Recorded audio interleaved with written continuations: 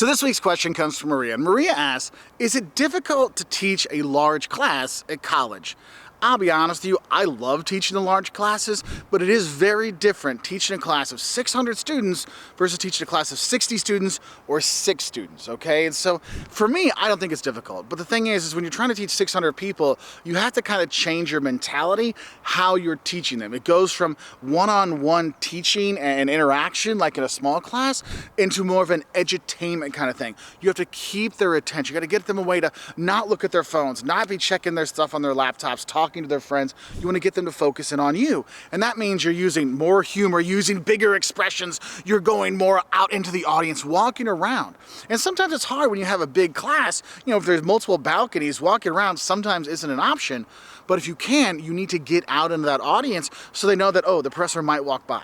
Okay? And another thing I think is important, if someone wants to teach a large class, you want to get out there and get to talk to the students. So come to the class early, walk around, you know, say hi to your students, get to know them a little bit more, because in a large class, you don't get a chance to really meet the students very much because they're so far away from you in these big lecture halls, okay? So getting out, talk to them before class and after class can make a big class seem a lot smaller, especially for the students. But I do realize these large classes, a lot of professors are actually scared about teaching in a large class because they're not really sure as how do I make sure my students are knowing the materials?